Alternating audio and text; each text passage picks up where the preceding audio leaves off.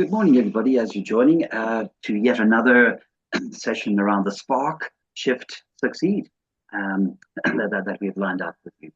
So, leadership today is arguably more challenging than it has ever been. Teams are more diverse, change is constant, and leaders are expected to deliver results whilst keeping people engaged and motivated. Our guest this morning, Quinton Pretorius, has spent many years helping leaders and organizations understand people, navigate workplace complexities, and build high performing teams. His work focuses on human driven leadership, helping leaders create environments where people can collaborate effectively and perform at their best. Not an easy task. This morning, he will share some practical insights into understanding work style differences, reducing conflict, and leading teams successfully in an increasing uncertain world. Quinton, thanks for joining us, and over to you. Thank you, Paul. It's really great to meet you all, and I'm excited to be with you all today. So, Paul, you did a really great job of introducing me, and so maybe I should go like this. Say, my name is Quinton Twane, previously known as Pretorius, in keeping with the new South Africa. And if you're not from South Africa, then it's Quinton Pretorius, happy and glorious. I'm married to one wife. I have one daughter. I have one son, one dog. I want no more of those beautiful things that fill my life with purpose, joy, and passion. And as you mentioned, Paul, that we are living and leading in a time of constant change, multiple pressures on us, priorities putting us in many different ways. Added to that, we've got this added pressure around AI that is changing how we relate, how we work, and how we connect. And so as leaders, sometimes it can become really difficult and complex to lead. And sometimes we forget what it means to be human when we're leading in this really complex world. And so when I thought about what I wanted to talk about today, it's about how do we engage in our humanness as leaders. So as a way of moving forward, I'd love for a couple of people to respond in a particular way. So I'm going to pose a question for everybody online, and I want you to choose A or B. So this is going to be a little bit interactive. So please make sure your fingers are ready, either to type in the chat box or to let off an emoji from time to time to let me know that I'm not alone as we're going through this. So if you had a choice, which team would you rather join? Would you join A, brilliant but difficult people on your team, or B, would you work with an average team but great collaboration? In the chat box, do you want to put an A or a B? I'm just going to check over here to see what people are saying. Oh, we've got a whole bunch of A's, a couple of B's. Oh, this is really great. And thank you so much for the contribution. Now, if we had more time, I would love to dig a little deeper around why you would want to work with a team A and a team B. But this is really great that you read the question and you're ready to engage around that. So next question, if you're ready. I'm going to read a statement and I want you to choose a Zoom emoji or a Zoom reaction. So if you don't know where the reactions are, just in the chat box, put an emoji. But if you want to put it on the screen, you put an emoji that relates best your emotions as it attains to the statement that I'm going to put on the screen. So the first one is working across multiple time zones. What kind of emotions does that create for you? What kind of emoji comes up for you as you think about working across multiple time zones? What does that feel like? I'm just looking down on my screen. Oh, I got a thumbs up. I got some weird. Oh, that's lovely. This is really great interaction. Really appreciate the fact that you're engaging so openly with me. I got a couple of thumbs up and a couple of interesting faces. Yes, I like that. Right. Are you ready for the next one? So the next one is working through infrastructure challenges. We know this all too well in South Africa. Internet problems, power transport problems. How does that feel for you when you're working in these kind of spaces? I know I had a little anxiety this morning, like, is the power going to hold for the next 20 minutes? Oh, there we go. Look at that. And we have to deal with this all the time as leaders. Thank you so much for this. Next statement that I have for you is balancing global priorities with local realities. What does that feel like for you? So you've got to balance global priorities with local realities. Let's see what some of the emojis are that come up on this. And I'm really enjoying this. There we go. These are really interesting. Oh, so lovely to see all these different emojis coming up. Fantastic. Oh, some people are quite okay with it. I wish I was like you with the sunglasses as we think about this. And then the last one that we have for our morning as we think about interaction is being part of a team. So if you think of a team that you've been part of and you happily join tomorrow, what emoji comes up for you as you think about the best team that you've ever worked on? I'm hoping it's the current team you're working on. Lots of love for the teams that you used to work on. And maybe you should reach out to that person today and let them know, or that team to let them know that you loved working for them or are loving working for them right now. So team leadership really matters. And so today I want to really focus on what does it mean to be an effective team leader, or maybe a more humane team leader. Now, why does this matter? Is because 90%, 97% of employees say poor teamwork never negatively impacts on their work. It also talks about, yet most team problems are not about technical issues. They're about how the leadership shapes communication, collaboration, and trust.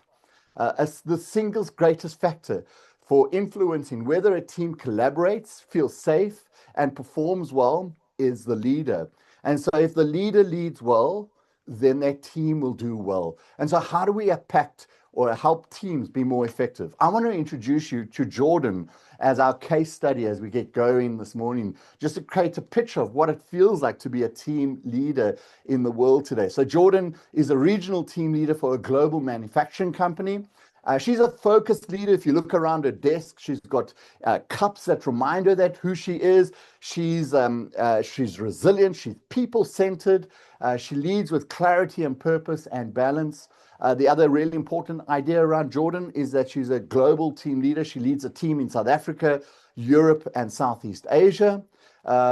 She's clear about her priorities: drive customer commitments, strengthen supply partnerships, develop empowered teams, growth strategy. So she's very clear about her strategy and her priorities. And finally, she's in a strong position. The supply chain is stable, customers are confident, and it feels like her team is aligned. So Jordan is doing well as a team leader. Now, it's Monday morning, like today. Jordan was woken up to the news that there is a severe cyclone in one of the regions that she's leading. In fact, it's where the supplies for her team, her products come from. So she's aware that ports are closed, transportation infrastructure is damaged. There's critical components that are going to be delayed. But Jordan checks her dashboard. She checks that the flows are in place and the crises will be managed through this. So everything that they've planned for a crisis like this is in place. And so Monday morning, she feels fairly confident that she can deal with the storm that's ahead of her. But at 10 a.m., a plant supervisor calls her directly after this call today. She gets a call to say, I understand we have plans, we have protocols, but half my team didn't sleep last night. They don't know even if their homes are standing. I can't keep up with the schedule. And immediately Jordan understands that even though there's technology that's in place, there's going to be these ripple effects amongst customers, with their sales team, and HR, and not HR, but headquarters are going to know, how do we manage this crisis? And so not only does Jordan now need to deal with this, but there's also an understanding that there's a global complexity to her local reality. And so she must make quick decisions with incomplete understandings, and knowing that at a global level, there are certain things that are happening that she has no control over. She has no control over the commodity price. She has no control over whether the Straits of Hormuz will be opened or closed, and what is the impact on her business and her priorities around this. And so by midweek, Jordan is feeling, oh, not by midweek, but now she's feeling the difference between diversity and alignment. She's got teams with different experiences, different backgrounds, and different ways of working. So not just is it her local South African team that has this different way of engaging, but she's also got her European team members and her Southeast Asian team members as she begins to think about how she navigates the complexity of what she's beginning to deal with. So by midweek, she's feeling strain. the business is feeling the pressure, her team is feeling the pressure, and Jordan is feeling the pressure. Her inbox is full with immediate needs that need to be sought to. She's feeling overwhelmed and overloaded. So what does she do? She turns to AI.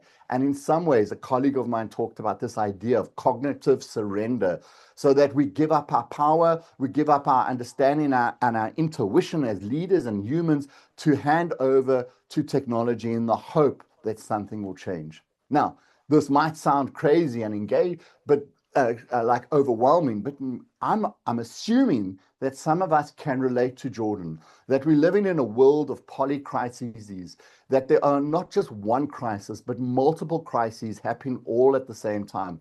And as leaders, we need to figure out how to manage this and lead well during these times. And I think it's our human nature that we need to rely on, or what does it mean to be human in these really difficult times? And so I want to pack up or unpack very quickly the DNA of humane leadership. What is the DNA that is required to be effective during these times when we're living, or the times that we're busy living through? How is it? What are the building blocks to be an effective leader? One, it's about you as the team leader, and we're going to focus a little bit of our time this morning on that. But it's also the importance of how do I work well with my team?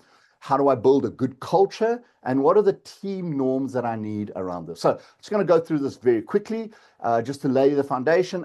But we will focus on 3 stories around the 3 Ps today as we bring our time to an end in a little while.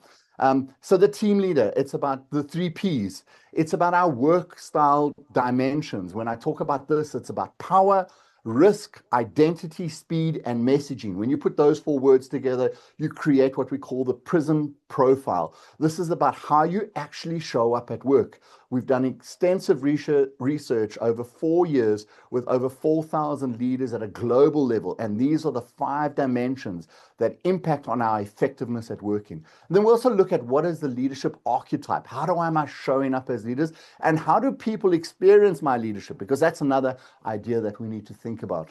Then we talk about teamwork, and what does teamwork mean? So how do I understand my team better?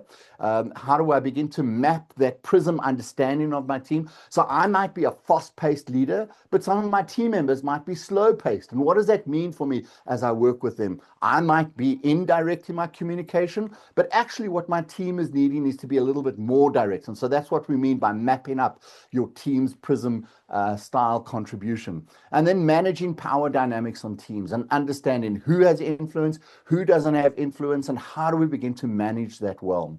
Once I understand my team, it's about building the culture. As a team leader, I am responsible for building my team's trust, safety, and purpose. Now, how do I build and erode trust in one culture is fundamentally different in another culture or another region. And so how do I begin to define what does psychologically safe look like in my team versus San Francisco? Because often what we've done is we said, this worked in San Francisco, it has to work here. And what we often find, it doesn't.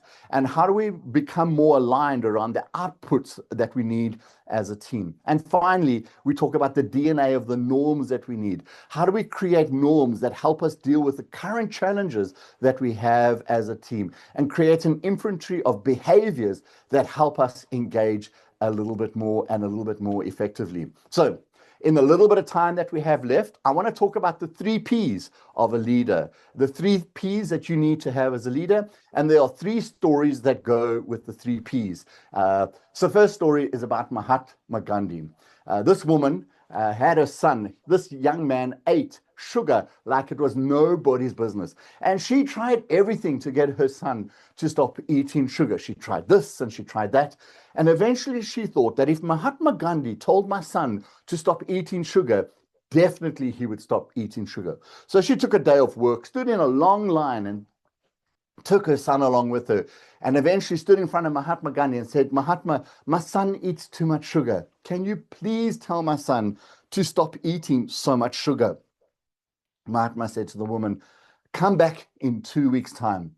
The woman thought it was a little bit strange, but she said, okay, I'll come back in 2 weeks' time. So in 2 weeks' time, she took another day off work, stood in a long line before she met Mahatma, and she presents her son in front of Mahatma and says, Mahatma, we're back.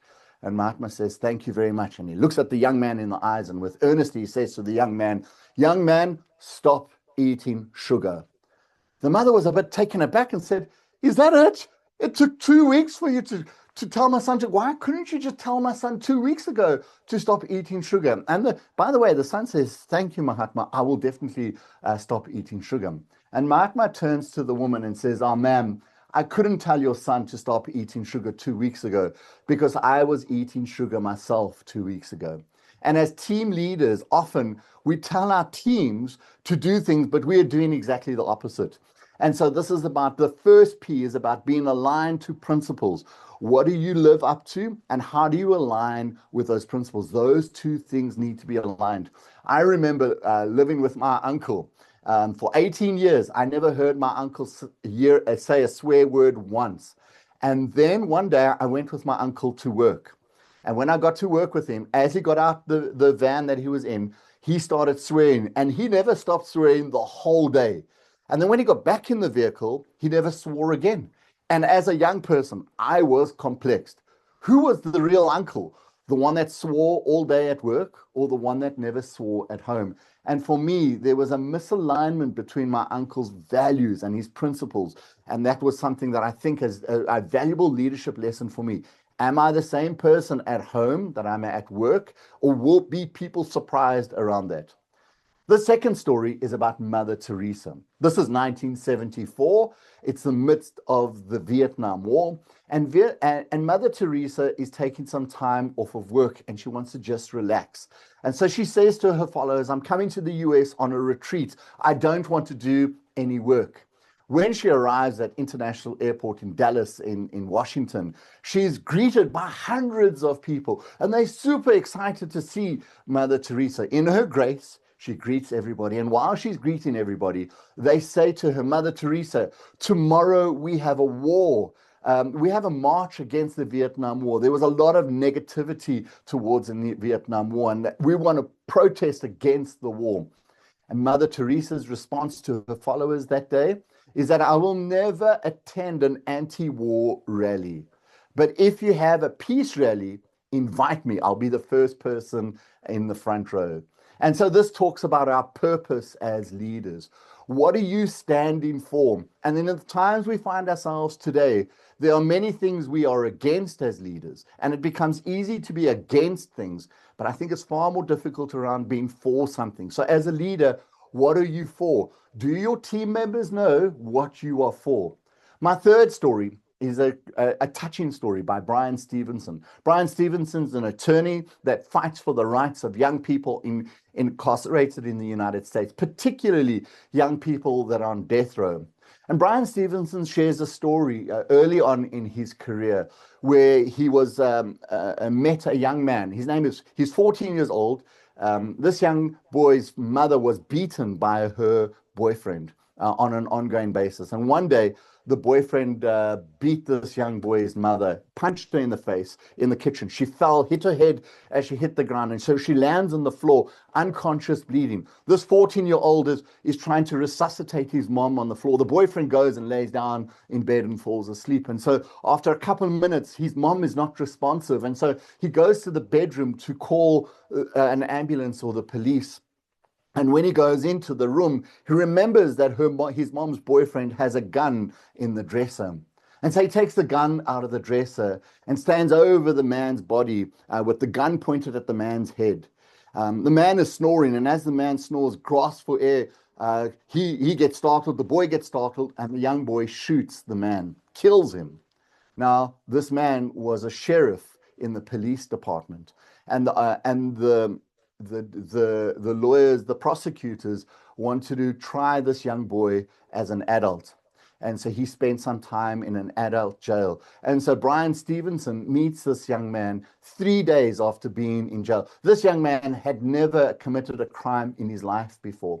And so when Brian sits in front of this young man, this young man is just looking straight at him, or in fact, just straight at the wall. And Brian is saying, you need to speak to me. I need to help you. If you're going to allow me to help you, you need to speak to me. this young boy is not doing anything. The more Brian's trying to get this young man to say, the more steel-faced this young man's looking forward. So eventually, Brian takes his seat and sits next to the young man. And as he sits next to the young man, he leans into the young man. And as he leans into the young man begins to lean back. And so they start pushing on each other. And eventually, this young boy starts crying. And he starts crying uncontrollably. And as Brian is consoling the young man, the young boy starts speaking. And the young boy starts saying, not what happened in his home with his mom and the boyfriend and the shooting. He starts talking about his 3 days in jail. And he talks about his first day that he was hurt and physically hurt by some men. On the second day, he talks about how he was sexually abused by some men. And then by the third day, before Brian came there, the young boy starts talking about that he was hurt by so many men, he can't remember who hurt him anymore. And Brian remembers trying to leave the holding cell to go and get help and says to the young man, I'm going to get help. The young boy said, don't leave me. I need you to help me. And Brian said, I will help you get out of this. And what Brian talks about is this quote, to truly understand, to truly have understanding, empathy, and change will only happen when we get close to the problems and people we often try to avoid. And so the third P is this idea of proximity. And so as we land our plane today around the 3 Ps of a leader, what are the principles? What do you stand for? So are you acting in consistency with your values and your organization values? Is there purpose? Are you clear about your why as a leader? And proximity. We need to stay close to our team members, be present and connected. Now, there's a lot more I can share around these things, but just to say that it's been really exciting to be with you this morning. And remember that we've got this whole package that we can talk about around leading with a human DNA, leading as a team, working with your team. What is your team culture and your team norms? And so that is the starting point for the DNA of a high-performing team. Paul, I'm going to press pause there. I could talk all morning. Great, Quinton, and we're really enjoying your content, your style, and I can see why a lot of our customers are just rave about you. So I've got a sort of a question. Like we talk about purpose, and maybe we just kind of explore your purpose, Quinton. So, in a way, so when the Unique Speaker Bureau International team leave this call, our customers leave this call and return to their environments, what's the single most important mindset shift you would like them to take with them, which might give us a sense about your purpose as well? What do you really want people to think and feel after your talks like this? I think what's really important, let me just turn this down a little bit. So I think what's really important for me in terms of people is for them to be their authentic self. And often we say to people, you need to leave, like when you get to work, you need to bring your full self. But sometimes the work environments don't allow us to do that. And what I would really like to help organizations is how do we create environments where we can truly allow people to be themselves and to bring their authentic self without changing or no, it's not about changing, because I think there's some form of adapting. There was an interesting case study I did with a client last week. 75 women, Fortune 55 company. A colleague of mine was running a program in New York, and they did a cultural value assessment on this, and all the women showed up very similar. And so they asked them, like, why is this? And the woman said, well, why wouldn't we adapt? Because if we didn't adapt, we wouldn't be in the positions that we were. And so the question we had, were those women adapting or were those women assimilating? And I know what the difference, and now I know a lot of people are saying, so what's the difference between adapting and assimilating? Adapting is like a chameleon. You can put a chameleon in a tree, it'll adapt to its environment, but when you look closely, you can still see the chameleon. But if you took my glass of water that I have and I put salt in this water and I mix it, you can't make the difference between the salt and the water, and they become assimilated. And I think organizations, we need to get to a place where I can adapt, but I don't lose who I am. And the value of who I am actually adds value to the organization. So maybe, Paul, I've gone the long way around to answering your question around, I want organizations to be a place where people can adapt but not lose the essence of who they are and feel safe to be who they are. So a place of belonging, a place of psychological safety, probably. Well, look, that's fantastic and a great message to get across there. Because I do wonder if a lot of people do lose themselves. They're and with speakers like you, helping them and helping leaders to bring out the best in them. Sounds fantastic. We do have a question from Corrine, who was quite active on the chat this morning. Um, how do you help leaders to get clear on their own purpose? Which is obviously what you helped us understand about you now, especially in the corporate So there's a number of different ways to go about it, but understanding the leader's context is really important. One, I think sometimes I've engaged with leaders and organizations to help people just understand their personal story. I think we can't underestimate the importance of understanding where I come from, how where I come from impacts how I show up in the work today. And if I can understand that and reconcile those two, it makes me far more effective in the workplace. The other one is that prison profile that I spoke about earlier. Sometimes we don't have the language around why we do certain things the way we do. So one of my clients, the supervisor was direct, her direct manager under her was indirect, and there was a real discomfort between the two of them because her manager, because she's direct, came across as rude, and her subordinate came across as indecisive. But when we gave language to, oh, this is just a communication style. So as a leader, I now need to know that when this person feels like indirect, it's not that they don't know what they want. I just need to create the space or give permission to that person to be more direct with me. So giving people language and understanding their past probably would be the two things that come to mind to answering that question. Mm-hmm. Yeah, like you say, sort of lean in, as that last story that you had, which I actually I thought I might even going to be able to talk to you after that story. Such a lump in my throat. Um, but I mean, how powerful was that when Brian did kind of lean in um, and connect? And I think Yeah. that's maybe what you're saying, right? Yeah, and it's really important to us to get close to our team members, and sometimes it's really difficult because we don't know how to do that. And if you just have one or two tools to help you lean in, it becomes amazing what can come of that. Great, great. Well, Quinton, thank you. To see if there's any more questions in the chat, and I had one or two more to ask you if time allows. So, if a leader feels like you might have answered that one, in your experience, what causes the most conflict inside teams, and what could leaders do immediately to reduce it?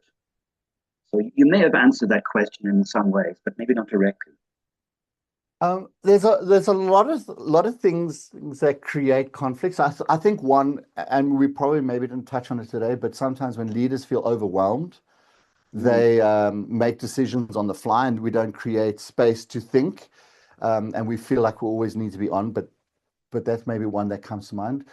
I think when we don't fully understand, and I come back to that prison profile. So if I don't understand how I understand leadership, Paul, and how you understand leadership, or if I'm more, what's the word I'm looking for? If I'm more, why can't I? Is it why? Sometimes I forget the words that I want to use. I used all these words last week. Maybe that's why they've gone from my vocabulary this morning. Um, Individualistic versus collectivistic. So if I'm individualistic and you yes. collectivistic, and I come into the office and I'll say me, mine, I, and you use words like we, us, together. We might feel like we're on different planets, but we're actually saying the same thing or wanting the same thing. But because we don't have the language to actually understand that, it becomes really difficult for us to engage around those things. So I think understanding each other where we come from is really, really important. And that's probably how we overcome those difficulties. I mean, it's really easy. Maybe another easy thing for us to do, if we all were on camera now, I want to ask people to count on your hands. If I go 1, 2, 3, 4, 5, if you counted like this, I can tell you what school you went to. If you counted like this, I can tell you what school you came from. But if I come into the workplace and I say, this is how we count, And if somebody counts like this, then I discount that and say you're not really counting. But if I understand people's backgrounds, then that solves a lot of the problems that we have. Maybe I've gone the long way around to answering that question, Paul. No, it's a complex question. It needs the long way around sometimes, Quinton. Um, well, good. That brings us to sort of a close, but I mean, it was amazing and really good getting to know you better as well. So yeah, thank you so much, Quinton. Kathy, did you want to say anything to close out? Um, Good seeing you, Quinton. Thank you. Yes. Thanks Thank very you, much, everybody. Quinton. That was really insightful, and thank you for joining us on a day that obviously is a public holiday tomorrow. So we weren't sure how many people would attend, but we've had quite a good turnout, so that's great. And next week we will have another session as usual, and that will be at 9 o'clock as well. So please join us then. Thank you, everyone. Bye. Thank you.